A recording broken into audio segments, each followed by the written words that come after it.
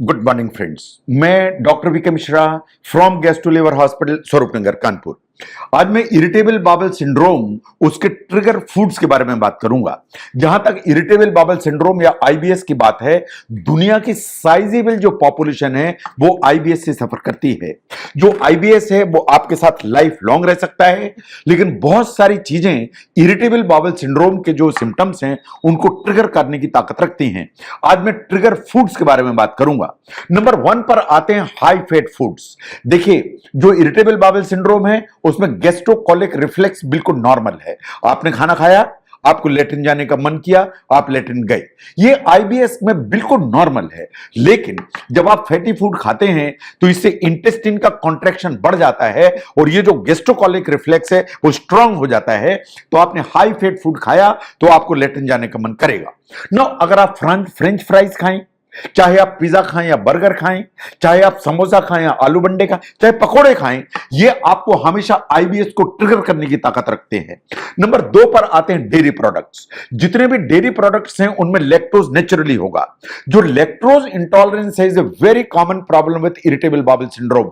आप लैक्टोज लेंगे, आप मिल्क के प्रोडक्ट लेंगे तो पेट फूलेगा, मरोड़े आएंगे, डायरिया होने की संभावना बढ़ जाएगी। तो चाहे आप दूध पिएं, चाहे आप चीज खाएं, इनफैक्ट जो ना आइसक्रीम खाएं, कभी कभार योगर्ट भी खाएं, तो भी जो आईबीएस है उसके ट्रिगर होने की संभावना होती है। तो इसलिए आपको ध्यान देने की जरूरत है कि कहीं आप जो ये चीजें ले रहे हैं इसमें लैक्टोज ज्यादा मात्रा में आपकी इंटेस्टाइन में तो नहीं जा रहा है।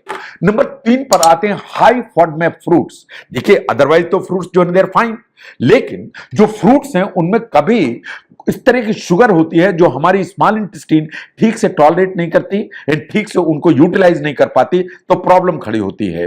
तो ऐसे कोई फ्रूट्स हैं जो हाई फॉडमैप कैटेगरी में आते हैं। जो मोनाश यूनिवर्सिटी की साइट है उसको आप ध्यान से देखिए।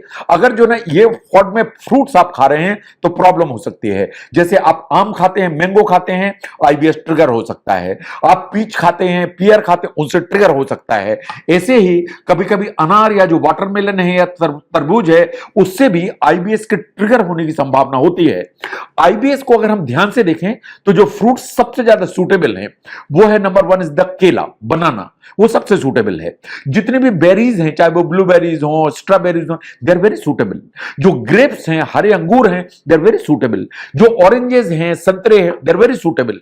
Kiwi is suitable. ये लो फॉडमैप कैटेगरी के फ्रूट्स हैं जो आपको हेल्प करेंगे, इन्हें आपको यूटिलाइज करना चाहिए।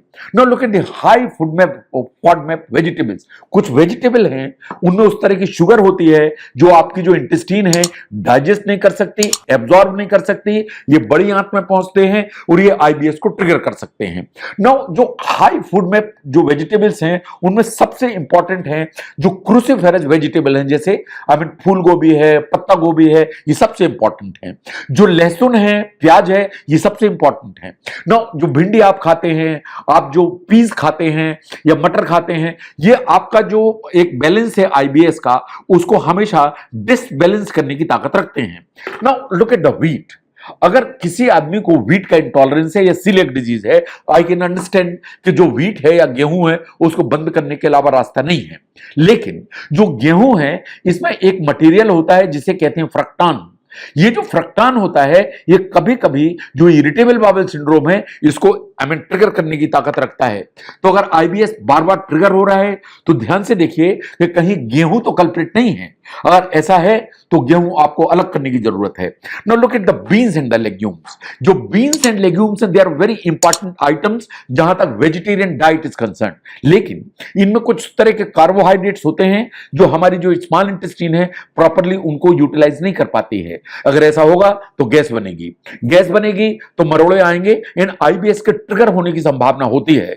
तो जितने भी बीन्स हैं, चाहे वो राजमा हो, लोबिया हो, ब्लैक बीन्स हो, चाहे वो जो ना हम चिकपीस की बात करें, सोयाबीन की बात करें, ये स्मॉल अमाउंट इज फाइन। लेकिन अगर आप लार्ज अमाउंट लेते हैं तो कभी कभी इरिटेबल बाउल सिंड्रोम ट्रिगर होने की संभावना होती है।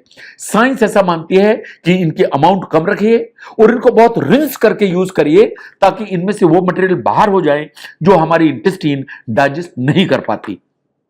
Now look at the spicy food. एक स्टडी पब्लिश हुई थी 2008. What said was that irritable bowel syndrome के जो पेशेंट्स होते हैं इनकी जो इंटेस्टाइन होती है उसमें पेन के जो सेंसर्स होते हैं वो ज्यादा नंबर में होते हैं। अगर वो ज्यादा नंबर में होंगे तो जब भी आप इस तरह के आइटम्स लेंगे जो इंटेस्टाइन को इरिटेट कर सकते हैं, उनसे इरिटेबल बाउल सिंड्रोम हमेशा ट्रिगर होने की संभावना होती है। तो अगर आपको आईबीएस है तो जो चिलीज है या स्पाइसी फूड है उसको आपको मिनिमाइज या अलग करने की जरूरत है। Same stands for sugar substitute. जो आप शुगर के सब्स्टिट्यूट लेते हैं, चाहे वो आर्टिफिशियल स्वीटनर्स हो चाहे शुगर अल्कोहल्स हो, ये दोनों के दोनों जो इरिटेबल बाउल सिंड्रोम है उसको ट्रिगर करने की ताकत रखते हैं। ये आपके इंटेस्टाइन में जो माइक्रोबायोडाटा है या माइक्रोबायोम है या जो गुड बैक्टीरिया है उनको अफेक्ट करने की ताकत रखते हैं। इन पर्टिकुलर जो शुगर अल्कोहल्स होते हैं जैसे सॉर्बिटॉल है, इरिथ्रिटॉल है, जाइलिटॉल है, ये जरूर से ही स्मॉल इंटेस्टाइन को डिसबैलेंस करते हैं, इन आईबीएस के सिम्टम्स को ट्रिगर करने की ताकत रखते हैं।